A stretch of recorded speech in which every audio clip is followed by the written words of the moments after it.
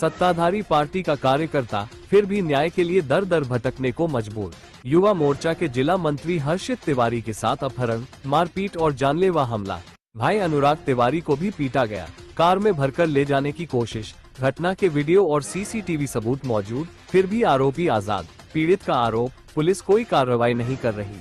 आखिरकार हर्षित तिवारी ने Ayra press club में प्रेस वार्ता कर उठाए आवाज।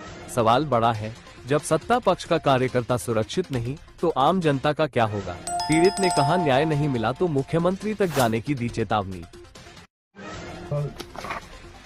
ये अपराधी हैं जिनकी फोटो है आपको दिखा हुआ, ये इनका आपराधिक इतिहास है। 1 दर्जन मुकदमे इनके जो है अलग अलग थानों से दर्ज हैं, उसके बावजूद जो है कोई गिरफ्तारी इनकी अभी तक नहीं है। ये है अपराधी की फोटो जिन्होंने घटना को अंजाम दिया है। ये है, ये देखिए, ये है, ये है, ये है, ये है। हम बीते पिछले 30 तारीख को एक शादी समारोह में गए थे। किरवा नगर थाना क्षेत्र में बना हुआ है विश्वास गार्डन। वहाँ पे हमारा मित्र अन्मय गुप्ता की शादी थी, जिसमें हम शामिल होने गए थे वहाँ पे। तो वहीं पे आया हुआ अपराधी प्रतीक यादव, जो कि वो था, उसके साथ में उसके अन्य दोस्त भी थे साथ में। प्रतीक यादव था, ऋषभ सागर और ऋषु कल्लू था, सौरभ उत्तम था, अनुराग दीक्षित था और उसके साथ में 6-7 लड़के और भी शामिल थे उस जगह पे। नकुल गुप्ता भी शामिल था उस जगह पे। तो प्रतीक यादव ने हमसे बोला कि एक हमारी फ़ोटो खींच दो दूल्हे के साथ में। तो हमने उसकी फ़ोटो खींच दी थी वहाँ पे। फिर हमने प्रतीक से बोला कि प्रतीक की हमने 2 से 4 फोटो वहाँ पे खींची थी। फिर हमने बोला भैया एक हमारी फ़ोटो खींच दीजिए। तो इतने में प्रतीक हमको गाली गलौज करने लगा और हमसे बोलने लगा, मेरा नाम प्रतीक यादव है और तुम हमसे कह रहे हो कि हम तुम्हारी फ़ोटो खींच दें। तो हमने उससे इस बात के लिए बोला भी कि गाली गलौज ना करिए, ठीक है, इसमें कोई बड़ी बात नहीं होगी। आपने हमसे बोला, हमने मना नहीं किया और हम आपसे बोल रहे हैं और आप मना कर रहे हो इस चीज़ के लिए। इतने में ही वो मेरी गर्दन पकड़ के हमको खींचते हुए गेस्ट हाउस के बाहर लाने लगा। तो लाने के बाद पे एक बलेनो कार थी ब्लू कलर की, जिसमें ज़बरदस्ती हमको उसके कार के अंदर डाला, जो कि फुटेज में भी आया हुआ है। और डालने के बाद पे सीधे हमको वहाँ गेस्ट हाउस से उठा करके ये लोग लेके चले गए। और रास्ते में ये लोग यही बोल रहे थे, एक काम करते हैं, सतबरी के जंगल लेके चलते हैं इसको, वहाँ पे आज का खेल ही खत्म कर देंगे। ये हमको प्रतीक यादव को नहीं पहचान रहा है। और उसके बाद रास्ते भर हमको मारते पीटते रहे। फिर हमारे ऊपर कि चढ़ करके वो छोटू गुप्ता नाम का एक व्यक्ति था, वो हमारी दोनों आंखों पे अपने अंगूठे से कस के दबा रहा था और सब गाड़ी के अंदर यही बात हो रही थी कि इसकी आंखें फोड़ लो।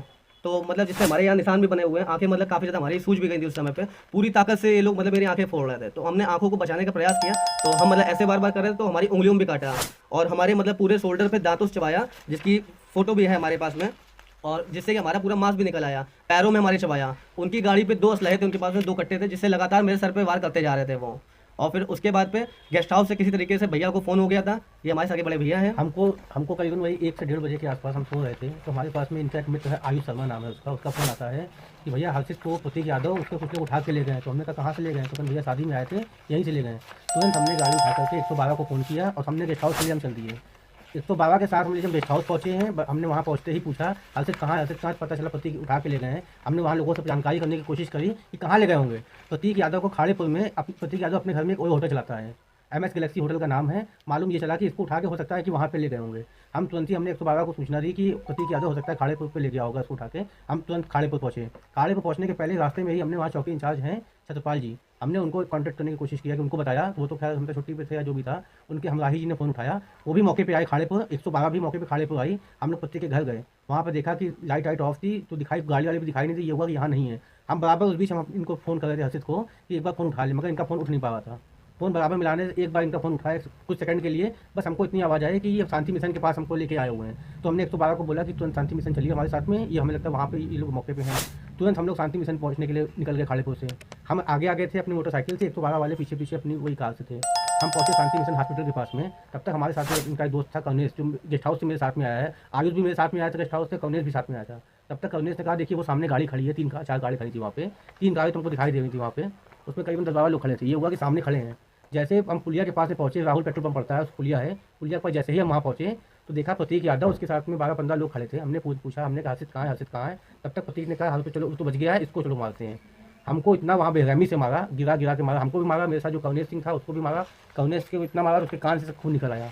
हमको इतना मारा, मारने के बाद में भी इनका मन नहीं भरा। तुरंत कहने लगे इसको उठा के ले चलो यहाँ से। तुरंत ज़बरदस्ती हमें गाड़ी में भर के हमको ले जाने लगे। ये हमको ले जा रहे थे, ये रास्ते में आपस में बात कर रहे थे, जबकि ले जा रहे थे। पूरा कहते फुटेज में है, सारी चीज़ें हैं, उसके बावजूद जो है कोई कार्रवाई नहीं हुई है। पुलिस ने अब तक क्या करा? पुलिस ने कोई भी कार्रवाई नहीं की। यहाँ तक कि 25 दिन आज बात को हो गए हैं, कोई भी अपराधी किसी को गिरफ्तार भी नहीं किया है। उसके बाद में हमसे संपर्क भी नहीं किया। हम बराबर कमिश्नर साहब के यहाँ 2 बार जा चुके हैं, ज्वाइंट कमिश्नर साहब के पास 2 बार जा चुके हैं, हम अभी डीसीपी साहब के पास भी जा चुके हैं, थाने के न जाने कितने चक्कर हम लगा चुके हैं। नौबस्ता थाने से ये मामला मांग ये करते हैं जो भी उचित कार्रवाई हो कार्रवाई की जाए, और जो भी घटना हुई हो, जो भी घटना